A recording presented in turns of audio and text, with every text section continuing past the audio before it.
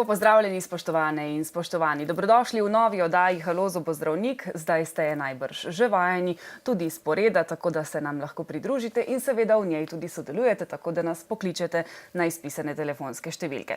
V njej pa vam seveda ponudimo vse aktualnosti povezane z zobozdravstvom. V ta namen je tudi nocoj z nami dr. Jure Robič iz Zobozdravstvenega centra Diamant. Lepo pozdravljeni. Dober večer.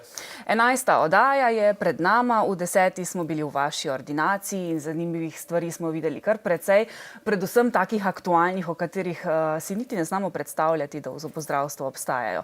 Mi je pa pri vas v oči padla ena posebna naprava za rentgensko slikanje. Vi ste omenili, da imate dve vrsti slikanja in vidite v globino. Dajte nam to malo pojasniti ali pa še enkrat pokažimo tudi sliko. Aha, tako je. Zdaj je tisto splošno slikanje, ki je neka norma, recimo v zobozdravstvu, ki bi se naj upravljalo na neke določene časovna obdobja, je splošna slika ortopan. To je ta, če je natisnjena velika slika, kjer so zobje panoramsko predstavljeni in na tej sliki lahko mi preštejemo zobje, pogledamo tudi, kakšni so sinusi, dejansko nam da ta slika nekako blago predstavo o velikosti sinusa. Če je v sinusu prisotna neka patologija, jo lahko vidimo, vidimo lahko tudi čeljustne sklepe in iz te slike potem izhajamo naprej in po potrebi odredimo še nadaljne slikanje v globino, tako kot ste rekli. Zaprav, ortopan je tista splošna slika, ki se najprej naredi, naslednja je pa potem nadgradnja tega panoramskega posnetka, je pa CBCT posnetek. Tu ne gre za klasičen CT posnetek, ampak gre za stožčasto usmerjen snop, zato da je manjša doza sevanja. In ta slika nam naredi rezine čez našo čeljust ali glavo, oziroma kamor pač usmerimo snop. Aparat potuje okrog in okrog in vedno v bistvu ustreli, naredi eno ploskovno sliko. In potem računalnik, to je računalniška tomografija po slovensko, združi te dvodimenzionalne slike v neko 3D sliko. Tudi vidimo zdaj v kotu to slikco. Taka slika je pač potem bolj predstavlja nek volumen, jo lahko obračamo, lahko gledamo prereze. Ljudem je najbolj zanimiva sicer ta 3D slika, s katero si mi kot terapevt praktično zelo malo lahko pomagamo, ker to je v bistvu pač neki splošen 3D izris čeljusti, ampak nas zanima, kaj je v notranjosti. In tam uporabljamo potem preseke, se pravi presek čez čeljust, presek čez zob, bodi si v eni, drugi ali tretji ravnini, in na ta način lahko pogledamo v zob, kje potekajo recimo kanali, če je potrebno endodontsko zdravljenje in ne najdemo kakšnega kanala, in lahko potem na podlagi oblike korenine sklepamo, kje bo ta drug kanal. Nepogrešljivo je to 3D slikanje pri izklesih modrostnih zob v spodnji čeljusti, kadar na ortopanu vidimo, da se na sliki korenina osmice prekriva z živcem. Da na sliki mi ne moremo videti na enem ortopanu, ali ta korenina leži pred živcem, za živcem, ali celo, da grejo korenine in živec vmes, in da si to lahko zvizualiziramo, potrebujemo en 3D posnetek CBCT te regije, na kateri potem točno vidimo, kje potekajo korenine in kaj je potrebno pri posegu pač potem paziti. To je za kirurga, bom rekel, v teh nejasnih primerih tudi iz pravnega vidika obvezen posnetek, zato da se vnaprej zavaruje in pripravi. Zato, ker če mi na ortopanu je v dost velikem procentu prekrivanje korenine in kanala, v katerem poteka žila in živec, ampak potem pač sledi, pacientu se razloži, imate lahko problem, da se živec in korenina prekrivata ali da živec raste vmes. Pri sami odstranitvi zoba se lahko ta živec poškoduje in ne boste čutili ustnice. Motorika še obstaja, lahko normalno je žveči, ampak ne čuti tega dela. Zato se mora tudi kirurg zavarovati iz tega vidika, da je prej naredil diagnostiko, zato pošlje pacienta na 3D slikanje, da lahko izključi možnost tega, da bo prišlo do poškodbe ali če je v neposredni bližini, da pacienta obvesti. V takem primeru tudi pacient ponavadi podpiše eno izjavo, da je seznanjen s tveganji in da v postopek odstranitve zoba vseeno soglaša. V primeru pa, da se izkaže, da je ta živec res poteka med dvema koreninama in da če mi odstranimo korenino, da bomo ta živec strgali, v tem primeru se potem pretehta, če bi bila morda bolj primerna kakšna druga opcija, da se samo odstrani krona zoba, korenine pa ostanejo tam. Tudi to lahko naredimo v takšnem primeru.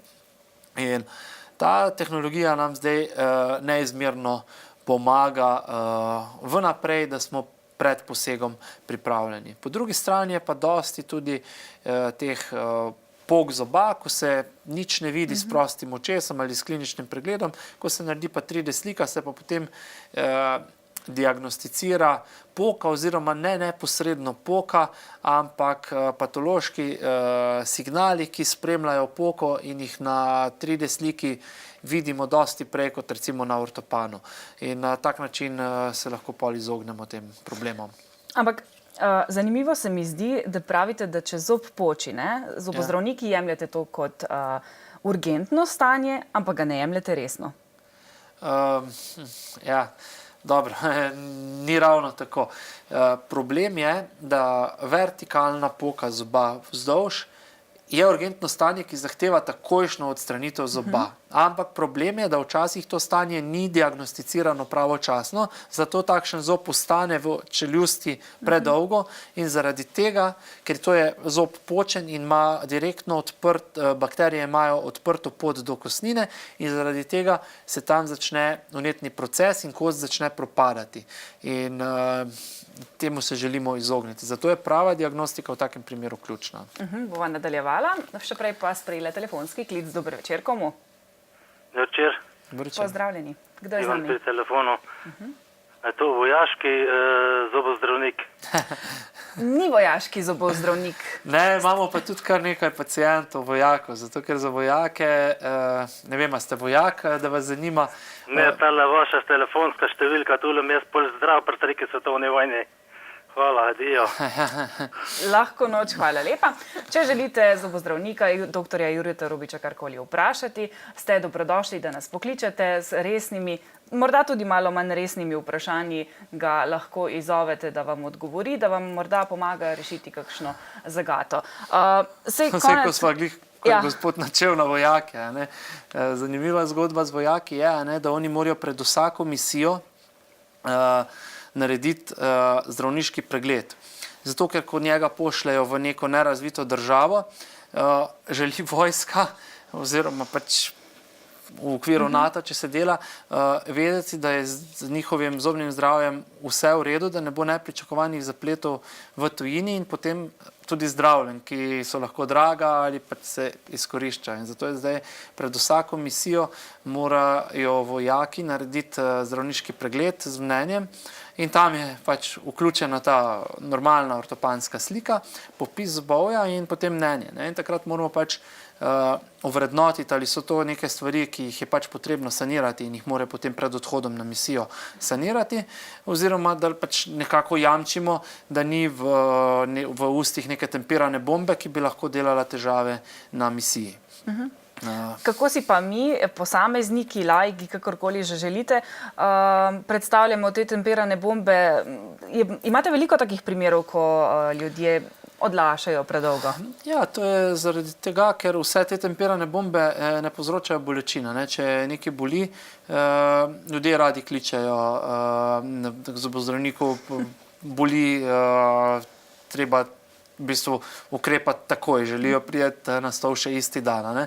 Če pa za pa stvar, ki ne boli, tudi če jih opozorimo na to, pa marsikdo odlaša. A ne. Ja, veste, pa me nič ne boli. Ne. In nekoč pride tisti dan, ko začne boleti in prav je, da se to posanira prej, da v bistvu obe strani nimamo teh neprijetnih zapletov, potem ko pride do neke akutne bolečine in ko je enkrat akutna bolečina prisotna, takrat imajo tudi posamezniki večjo motivacijo po odstranitvi zoba kot po zdravljenju, ker dokler ni nekih bolečin, se lahko dogovarjamo za ponovno zdravljenje nekih zob, kjer ta koreninska endodonska zdravljenja niso bila uspešna, ali zobje, ki so pač odmrli zaradi nekih globokih plomb ali kariesa, jih pač pozdravimo in življenje gre naprej. Če pa enkrat pride do bolečine, ki je lahko, bom rekel, neznosna, takrat pač vsak toliko prej se strinja z odstranitvijo zoba, kot bi se sicer, če ne bi bilo te hude bolečine. Ne.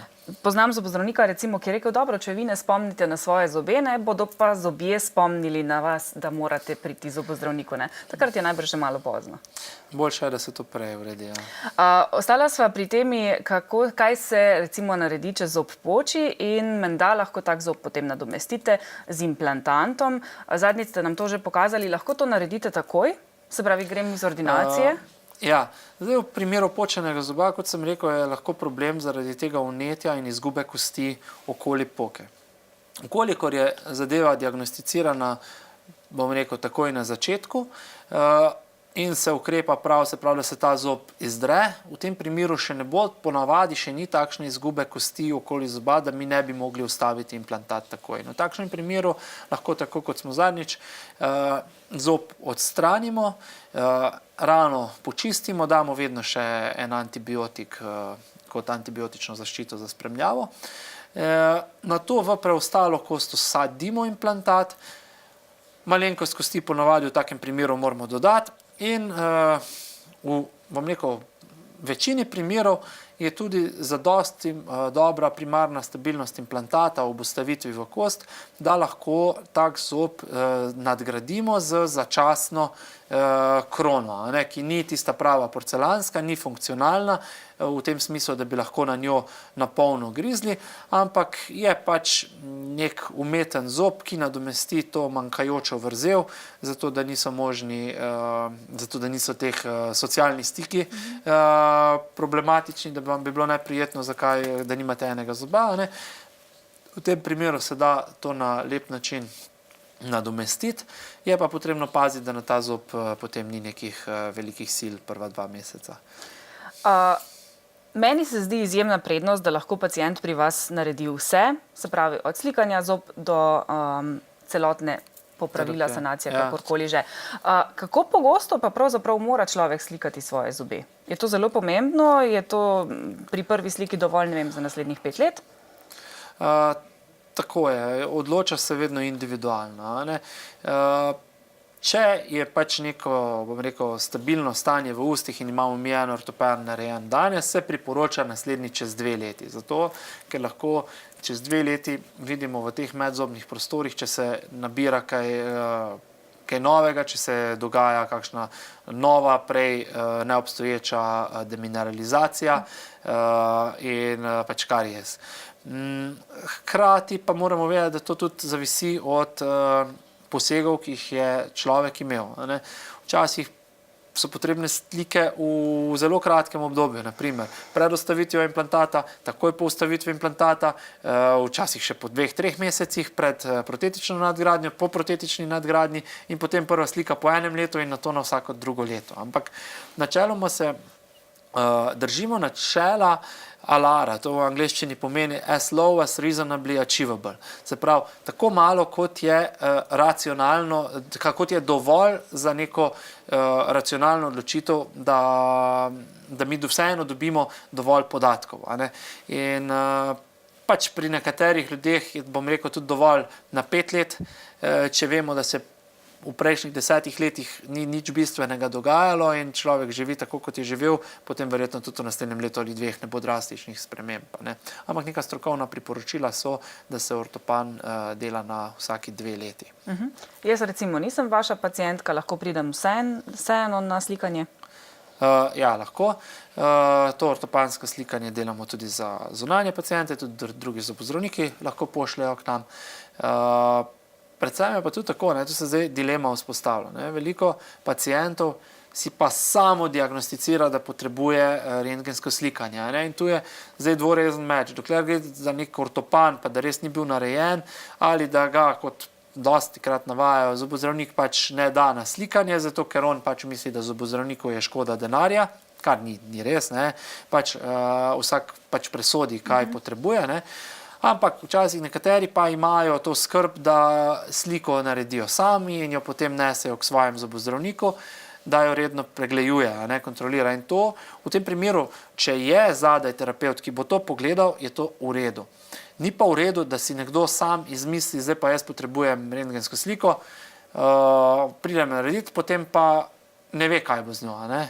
In to je pač, ne vem, pri nas se vedno tega držimo, da če pacient ve, če ima nekoga, da ga bo potem spremljal, ja, če ne, pa pač ne, potem je pač, rečemo, je pač teh 10 evrov več, da se vključi, se naredi tudi ten pregled, da nekdo to sliko, ki jo je naredil, pač tudi strokovno pogleda in analizira, ne, da to obtišči ali da pacient sam gleda, kje se kaj spreminja, ker tudi včasih tako pride do nekih samodiagnoz, ki niso pravilna in potem do strahov in, bom rekel, nekih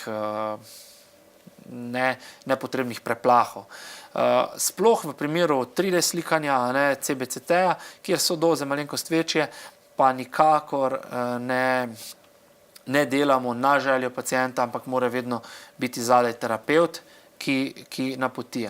Je pa imamo probleme, jaz večkrat vidim, pacienti pridejo k nam že opremljeni s 3D sliko, obeh čeljusti, ortopanom, potrebuje pa nekaj, tako bom rekel, banalnega, da je že ortopan dovolj.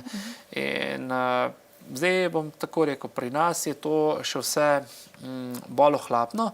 V Ameriki se pa že pojavlja, da vsak, ki naroči, bom rekel, en CBCT posnetek, zato ker je to pač postalo popularno in da se na tem tudi služi, se vsakemu pacientu dela 3D posnetek, zato da ga pacient drago plača in da se pač drag aparat amortizira.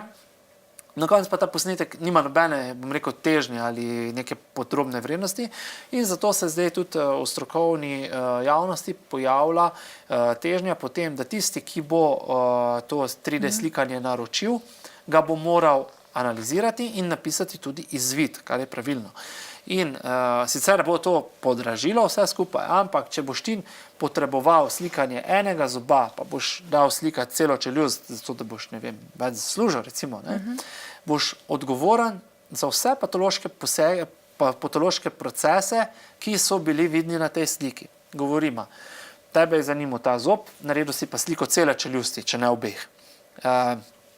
In na drugi strani je pa pacient imel eno težavo, ki pa je takrat ta terapevt ni niti pogledal.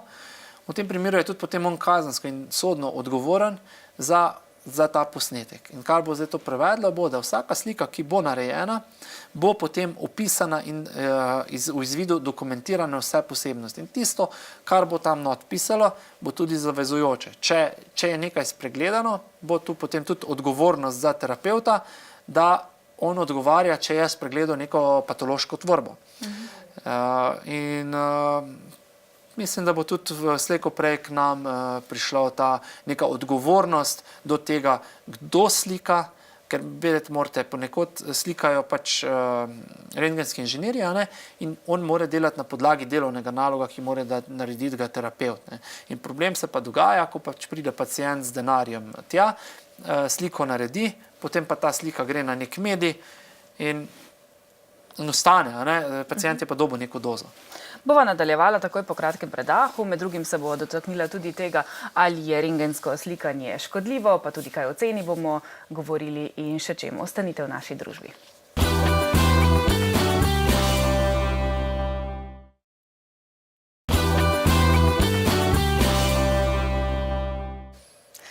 Dobrodošli nazaj v studio oddaje Halo zobozdravnik. Še vedno je moj gost, dr. Jure Robič iz Zobozdravstvenega centra Diamant. In zdaj imate še zadnje priložnosti, da ga karkoli vprašate, da poiščete kakšen zobozdravstveni nasvet in da morda raje vprašate dr. Robiča kot pa gospoda Googlea. Dajte nam povedati, gospod Robič, kdo je boljši diagnostik, zobozdravniki ali gospod spletni iskalnik? Imate kakšno konkurenco? Tudi mi uporabljamo iskanje po Google kdaj. Tako da bom rekel, vsekakor je Google ali kakšen podoben, bom rekel, raje kakšen PubMed, kjer iščemo po člankih, strokovnih člankih, je to vsekakor orodje, ki nam zelo pomaga, ga tudi kdaj uporabljamo kot neko diferencialno diagnostiko, če ne veš, ali je ena ali druga stvar, ampak tu govorim, če pač vam rekel, strokovnjaki iščejo odgovore in diagnoze in tehtajo, ali je pač to ena bolezen ali druga. Mislim pa, da v zadnjem času imamo pa dosti, bom rekel, tudi pacientov, ki si sami postavljajo diagnozo na podlagi interneta, raznih forumov v Googlu. In včasih seveda tudi pridejo do pravih odgovorov, včasih pa do povsem napačnih. Na srečo, bom rekel, v zobozdravstvu ni neke, bom rekel, možnosti, da bi si iskali pomoč preko interneta, zato ker na koncu je še vedno tisti pristop, da pač zob je treba pozdraviti ali je treba pač odbrusiti, zamenjati plombo. Tega vam Google v vsakem primeru ne more narediti. S tem, ko govorimo pa o nekih bolj splošnih zadevah, o modrovanju, zakaj pride do neke bolezni, pa to, pa ja, seveda si ljudje pomagajo in iščejo informacije na vse načine in splet je vir vseh informacij, bom rekel, pravih, napačnih, vsak lahko napiše svoje mnenje, ki je lahko strokovno gledano pravo ali ni, moramo pa tudi nekaj vedeti, da če je en strokovnjak nekaj napisal pred 5 ali 10 leti, je to takrat veljalo za trditev, ki je bila sprejeta in je veljala.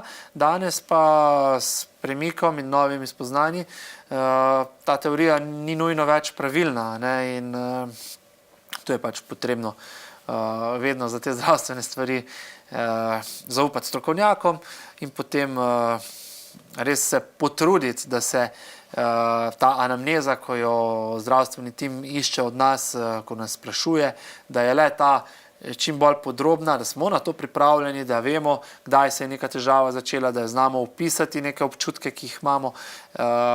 Samo presojo, kaj pa je, pa potem boljše prepustiti strokovnjakom.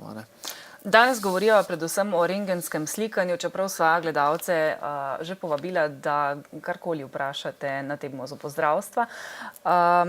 Pa deva to še ovrednotiti. Kakšna je pravzaprav cena rentgenskega slikanja? Ja, tako bomo rekla. Ena tista lokalna slika, ko se slika zob od strani, en košček čeljusti, to je slika, ki je ranga 10 evrov, oziroma, bom rekel, mi imamo to vključeno v ceno storitev, se nekako ne zaračunava posebej. Medtem ko ortopansko slikanje zob je ovrednoteno na 20 evrov, medtem ko pa 3D slikanje so pa različne cene. Jaz lahko rečem, kakšne imamo pri nas. Mislim, da imamo najnižje. Tam gremo pa potem po velikosti segmenta. In pač segment 5x5x5 cm, ki zajame nekje 3 zobe, je cena v ranga 40 evrov. Potem, če gremo na eno čeljust, to je rang 8,5 cm x 5 cm, to zajame eno celo čeljust. Ta slika je okoli 60 evrov. Potem tista popolna slika obeh čeljusti in sinusov je pa 80 evrov. Ja, mislim, da se nisem zmotil, je pa 80 evrov. V glavnem, to je pač cena slikanja in to, če pač za neke naše paciente ponovadi je v to tudi uračunano odščitavanje. Če potem sledi pregled, se na tem pregledu ta slika analizira in pogleda in svetuje, kaj je potrebno. Ampak verjetno to niti ni takšen strošek glede na možnosti diagnosticiranja. Se pravi, veliko več možnosti imamo, da s tem odkrijemo kaj, česar še ne vemo o svojih zobeh, glede na to, da so verjetno te naprave precej drage. Ja, če gledamo iz vidika cene naprave in potem cene storitve, je to res, bom rekel, se težko amortizira s temi cenami, če ni to neko masovno slikanje. Ne? Zdaj, ampak jaz bom to rekel, to gledam iz svojega vidika, nikoli, ko smo šli v to investicijo, se ni gledalo v to, kako se bo to investiralo, ampak bolj s tem, kaj bo to prineslo. Ne? In ko lahko pacienta postaviš iz stola v aparat za slikanje in dobiš sliko v naslednjih nekaj sekundah in potem dejansko že začneš zdraviti problem, mislim, da je to takšna prednost, ki se na dolgi rok vsekakor upraviči ceno samega aparata in zmožnost, da pač naredimo vse v tem istem obisku, takrat, ko imamo čas splaniran za tega pacienta, ne da gremo potem slikati drugam, se vrne sliko, mi sliko pogledamo, potem pa, zdaj pa nimam časa, da bi to naredil. Zdaj pa vem, kaj je narobe, ampak žal ne morem danes, pridite, ne vem, jutri ali čez en teden. No, ravno to sem želela izpostaviti. Ne? Z vidika pacienta pa je verjetno še več kot finance, ne? Vreden čas, ki ga za to potrošijo. Spravi, čas, ki smo ga pripravljeni nameniti zdravju, kakorkoli se sliši. Ja, nekomu je čas vreden veliko, nekomu nič. Ampak, če druga ne, so tu pota, so tu neki dodatni stroški s prihodom, ampak najbolj pomembno je pa to, da neke stvari, ki so urgentne, ki povzročajo, bom rekel, težave, odpravimo lahko takoj. En tak počen zob, ko sva prej govorila, že če ga odstranimo takoj, bo nehal delati probleme.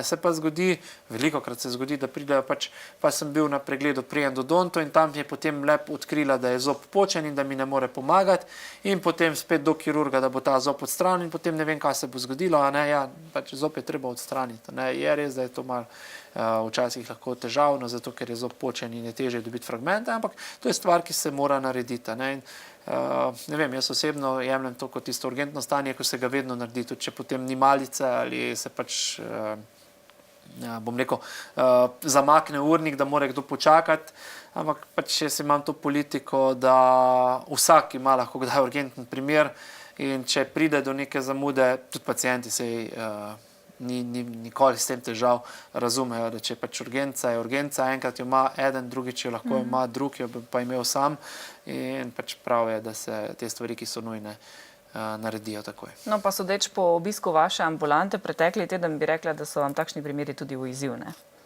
Kakorkoli se že to sliši. Ja, so v izziv, hkrati pa, ko je tega več in več, je to tudi rutina, tako da ni. Smo v varnih rokah.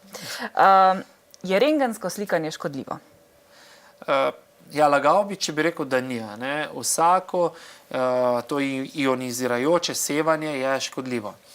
Ima lahko efekte, se pa ločijo efekti na, bom rekel, stohastične in deterministične. To pomeni, eni so takšni, ki se nabirajo in se ne kažejo takoj, drugi so pa takšni, ki pustijo posledico takoj. Vse pravi. Nam se z rentgensko slikanje vsako to, ali pa ionizirajoče sevanje, če hočemo, to je sevanje, ki ga povzroča tudi mikrovalovna pečica, ki so ga povzročale stare televizije, stari monitorji, to lahko spreminja naš DNK. Zato je pomembno, da je ta doza čim manjša. Da je doza čim manjša, moramo mi potem ta del, ki ga obsevamo, del, ki ga želimo slikati, zmanjšati na čim manjšo površino. Zato je pomembno, da se ne dogaja to, kar sem prej rekel, da potrebujemo, nas zanima en zob, slikamo pa celo čeljust, čeprav je ne potrebujemo, ker ta doza sevanja se računa na kvadratni centimeter površine. Da mi ta rentgenski snop usmerimo na čim manjšo površino. Hkrati pa zdaj z vpeljavo digitalnih rentgenov so se te doze bistveno zmanjšale napram starim, ko so bile to še plošče ali filmi, ki so se potem razvijali, z digitalnim lahko z dosti nižjimi ekspoziturami, se pravi z dosti nižjim sevanjem, s skrajšano dobo sevanja in z nižjim tokom, dosežemo enako kvaliteten posnetek ali pa še bolj oster. In tu nam gre tehnologija zelo na roko. Če povemo recimo, da danes je lahko eno 3D slikanje CBCT obeh čeljusti tako nizko v sevanju, kot je bil včasih en navaden ortopan. In tu se vidi napredek v tehnologiji. A ne. In vse počasi povsod te novi digitalni aparati zamenjujejo stare, ampak se pravi, na vsak način še pa vedno je. Ampak tu imamo, bom rekel, v Sloveniji zelo strogo regulirano. Mi moramo za vsako napravo delati redne letne preglede, potem izobraževanja zaposlenih, delati dozimetrijo, se pravi, vsi mi nosimo tako dozimeter, ki meri, koliko doze tudi mi prejmemo, ker pacient je tam enkrat za slikanje, mi slikamo pa vedno. In tu je pač pomembno, da imamo te zaščite narejene, da tudi zaposlene se zaščiti. To se pač naredi s svincem ali z nekim debelim betonskim zidom. Za paciente, ki imajo težavo s ščitnico, poskrbite za kakšno posebno zaščito? Dobro vprašanje. Ja, pacienti s bom rekel, nekimi težavami s ščitnico ali pa ki so že imeli obsevano ščitnico, se zelo bojijo tega. Verjetno imate koga, ki ga poznate, da se to zdaj izpostavlja. Ja, za njih so neke posebne zaščite. Druga možnost je, da se pač usmeri sevanje, da sevanje ne poteka v področju ščitnice, se pravi, da se nekje malo više aparat nastavi. Glede same zaščite je pa zdaj tako. Včasih veste, da ste dobili vedno na rentgenskem slikanju plašč in to je bilo to, ste imeli gor. Danes pri teh novih napravah pravijo fiziki, ki nam delajo te preglede in ki pišejo potem priporočila, ker ti na podlagi vseh teh, koliko posnetkov se naredi, na podlagi meritev, se tudi oblikuje pač dokument, ki se mu mora slediti, kakšna naj bo zaščita pacientov. In zanimivo je, da se te plašči ne predpisujejo več. Zato, ker je danes sevanje tako usmerjeno, da praktično ne gre na spodnji del. So pa neke teorije, da če se ujame notri, da je slabše, kot če gre na vrhu skozi. Hkrati nam lahko ta plašč včasih na hrbtenici zadaj, če prije previsoko, pokvari sliko in je treba potem zaradi tega slikati dvakrat. Tako da ja, danes, recimo s temi novimi napravami, ni nobene te težke svinčene zaščite več za pacienta potrebne. Pacienti verjetno predvsem poznajo tudi primere za nosečnice, ne? Kako je pa z njimi? Tudi to slikanje nosečnic je, bom rekel, ena taka tabu tema, ampak dejansko je tako, da nosečnice danes lahko slikamo. Rekel sem lahko, jih pa ne. Zato znanstveno dokazano, da to sevanje, mi se izogibamo sevanja v prvem tromesečju. Zato, ker takrat je največ sprememb in se lahko zgodijo posledice. Ampak, če zdaj povemo, prej sem rekel, da so eni učinki sevanja takšni, ki se pokažejo takoj in tisti, ki imajo posledice na dolgi rok, ki se nabirajo. In če govorimo zdaj o embriju, takoj na začetku, je tako, da če ta embrio prejme neko dozo sevanja, bodo ti efekti na embrio takšni, da bo propadel, da se bo zgodil nek spontan splav, plod zgubljen. Ampak ne bo efektov, da bi ta otrok da bi imel neke genetske težave zaradi tega. Ko pa je plod tako velik po drugem tromesečju, pa tudi te doze ne opravijo takšnih sprememb na strukturi ali v razvoju, da bi to bilo tako riskantno, da bi bilo slikanje odsvetovano. Ampak jaz bom rekel iz svojih izkušenj, da nisem slikal še nobene nosečnice. Predvsem zato, ker tudi sami tega verjetno ne želimo, ne? Kakorkoli. Če bi bila to moja žena, pa da bi bile neke težave, bi verjetno slikal.